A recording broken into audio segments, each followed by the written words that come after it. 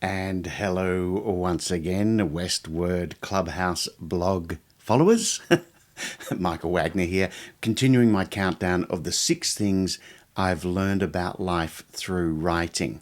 We're up to or down to number 4, which is we're surrounded by ideas all the time. Wherever we are, there are ideas around us all the time. What matters is what takes our attention, and what takes our attention is what we're interested in. We all live in the same world, but we see it in many, many different ways. For example, if 2 people walk into the one school classroom, they might notice completely different things, the different ideas that are around them.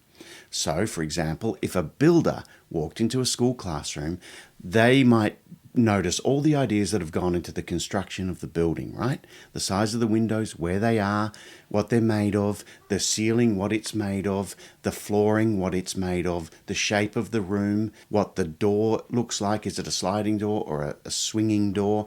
Are there internal windows as well along the inside looking into the corridor? They will notice all that stuff because they're a builder and that's where their interest lies. But if a hairdresser walks into the exact same classroom, they are more likely to notice completely different things. They're much more likely to notice everyone's hairstyles. So they might get ideas for hairstyles that they want to create for the kids who come into their hairdressing salon from the kids that they see in that classroom. They might see that there are 3 kids who have their hair done this particular way, so they're going to offer that style to kids who come into their hairdressing salon. So 2 people walk into the exact same classroom full of kids and see completely different things. We occupy the same world, but we see it in very, very different ways. I talked about a builder walking into a classroom and a hairdresser walking into a classroom. Well, a children's author walks into the classroom and sees completely different things again. And in fact, the world is completely made up of ideas. If you think about that classroom and how many ideas have gone into the actual creation of that classroom, there was obviously a time when no classroom was on that bit of land. In fact, there was probably trees and animals on that little bit of land. But then someone had the idea to clear the land and then to construct something on it. And then maybe 100 years later, they decided to change what was constructed on it, build something different, and then they decided to build it in a certain way. So in that one classroom, there's ideas about the floor, about the ceiling, about the walls, about the windows, about everything. But the whole idea of a classroom at all is someone's idea. Someone had the idea that maybe what we should do is get children together in their age level. That's another idea.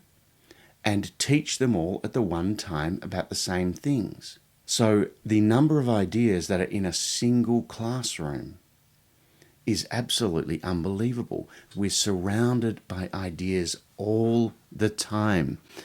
And all we have to do is kind of take an interest in certain ones and they start to pop out in the world around us. That's where all these ideas for stories come from, just the 2 places. One, observing the world around you, looking for the ideas that are already there.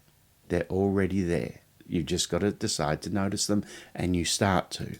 And the other place is thinking about your thoughts.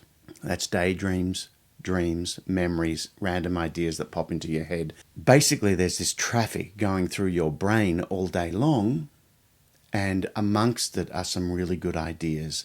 So thinking about what's going on in your brain is a really helpful way of gathering ideas as well and getting some good ideas of your own, really original ideas, the ones that don't already exist in the world around you.